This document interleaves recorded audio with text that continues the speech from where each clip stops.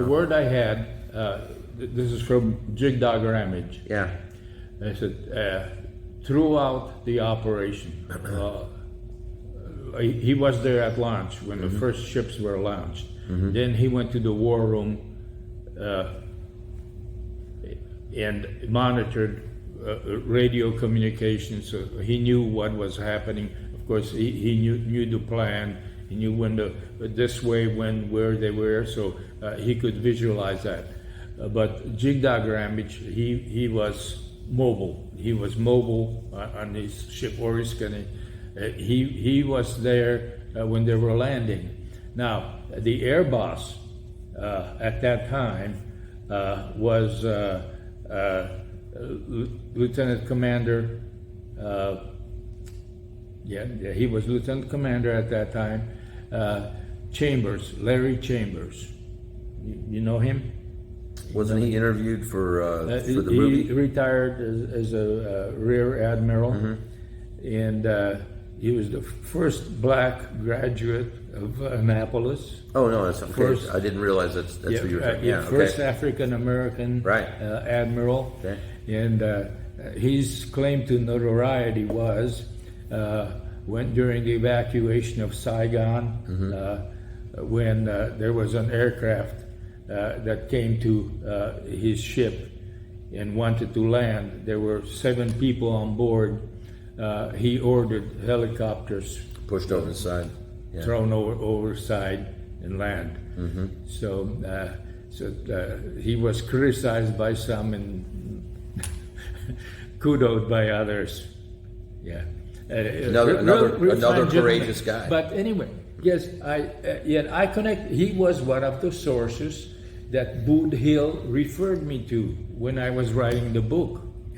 So that's how I got connected with Ham Bing, who fired the strikes. So let me ask you, so would it be accurate to say that in your experience dealing with the Navy and its support of the task force, that were you impressed with the courage?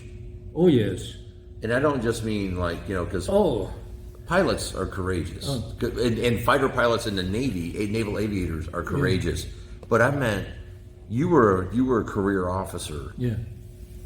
I mean also the courage to do something that was out of the norm, that had not just risk personally to, if you flew the mission, but risk if this didn't go good, or whatever, that this could end your career and that kind of thing.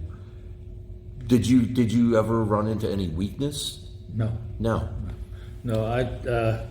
What did that make you feel like after you engaged the Navy when you headed back to finalize the plans? Did that give you a strong sense of courage yourself that those guys were out there? Yeah, it was. Well, we were. I mean, you guys must have sat. You must have sat around at Eglin and said, "I can't believe these guys are leaning forward so hard." See, I had different background because I was in planning. I was in on it from the beginning. About 98% of the participants did not really understand what was happening until it started happening. Or the day of the mission, that we're rescuing the prisoners. I knew this all along, so perhaps maybe my feelings were more intense. But talking about feelings, let's go to Chambers. But let me ask you this real quick: Didn't you in some place anticipate that you might get some resistance in talking to the Navy, that somebody might go, well, No. Not at all? No. So when you went to the Navy, you expected 100%. No, they were. I had good introduction. I think Boot Hill helped a lot. He passed the word. He gave me the contacts, like you need to talk to this guy or that guy. And it sounds like you were perfectly handed off to the right. Yes. I was from the top down. Well handled. And people I had collaborated, and they were disappointed. Well, this is a story from Chambers. See, not everybody found out that night or after they landed what this was all about. It came out next day. Most of them found out when on Vietnam radio, the Armed Forces radio, that there was a raid. So then we realized, hey, this is what was happening last night, because they were all puzzled. I mean, can you just imagine here? You're just arrived at the Yankee station and said, hey, gosh, what is this place? And all of a sudden, look, got a mission tonight. I said, what? It's a nighttime mission. What? A nighttime mission? Up north. Yeah. Yeah. Up north. Yeah. So, well, there was surprise and elation on part of many. They say, oh, the bombing pause is over. Okay? So you see how many thousands of people there were in other ships. All they knew was that, hey, look at that in the sky. So we're bombing. We're back to bombing. They didn't know that there were only flares. The people who knew that they were dispensing flares were the ones who were dispensing flares, and the people who were who loaded the aircraft. And they had no idea why. No idea why. Just that it was important. That's now because of the route that Jigdog Ramage had, and he grabbed Chambers, and they came to the debriefing room, and the guys came in. Jigdog explained what it was, and I asked this point blank. He said, what was the reaction of the thing? He said, some of our pilots cried. Some of the special forces cried at Udor on the ground, and then even at Dak Lee. Now, I put that in the story, and they said, ha ha, oh, like these men don't cry. But it was that. I'm almost ready to cry now. But I was too angry to cry. I was so angry. I said, oh gosh, we wasted this. And, why didn't we know about it? But then I said, if we had known that the camp was empty, operation wouldn't have gone, and it probably wouldn't have been repeated in another location. And we would have lost more prisoners. Yes. Because they were. I was explaining to somebody last night when we were coming back from the range. I said, hang on just a second. The reason, John. So I was trying to explain to somebody that that wasn't as well versed. The significance of the raid. I was explaining this to my mother. My mother last night has been following my social media, and she knows I'm up to something, as I often am. And she's like, well, what is this about? So I was trying to explain to somebody who didn't really know a lot about the Son Tay Raid, the significance of the Son Tay Raid.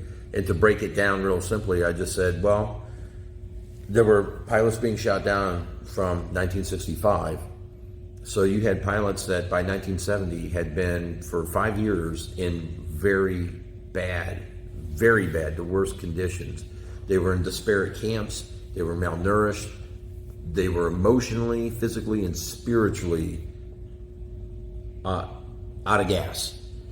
And what ended up happening because of the Son Tay Raid is that those men were, because the Vietnamese were scared, because we proved that we could go right into their. Yes. We could have gone to Hanoi. Yes. 23 miles is nothing. It's a couple minutes, right? So what we proved is that we can put commandos anywhere we want in your country and do a thing and get out without a problem. And it scared them so bad that they consolidated all these disparate camps where the conditions were horrible. Yeah. Where you might have some crazy people running this camp, torturing and not feeding these guys. And they pulled them all into one consolidated place in Hanoi.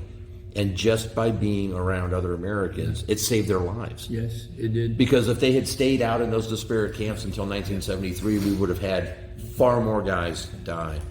And that's the amazing part. That's the successful part of the Son Tay Raid, I think.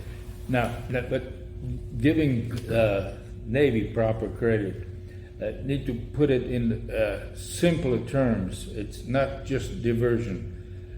The timing of it. Well, I was one of the orchestrators of timing, especially for our Air Force, like who needs to be where for aircraft separation and all of that. But part of that was, when should the Navy start? When should they start their show? So we decided it needs to be done at 1 o'clock local time, because our target time for Son Tay was 2:15. Of course, either it wasn't fixed, but we had to be there. So 0100 local time. But yeah, 0100 local for the Navy. Yep. For us, it was land at 2:15. Why? Because Watch change. they Yeah. shift change. Yep. So you will have new shift coming in, and old shift is bedding down. Yep. They're relaxed. That will be the best time for the Iraq. So everything started with that 2:15. So he said, well, that will be early enough. The attack time, that was 1 o'clock. By that time, almost everybody in the air, but at that time, disperse and have 3 waves and start attacking targets. So let me ask you this. So if the Navy got busy at 0100 on the east coast of Vietnam, at what was the time when of the incursion of the assault force into Vietnamese airspace from the west? Okay, well, so that's where I'm headed. That's okay? where I'm headed. Let's get there. Okay,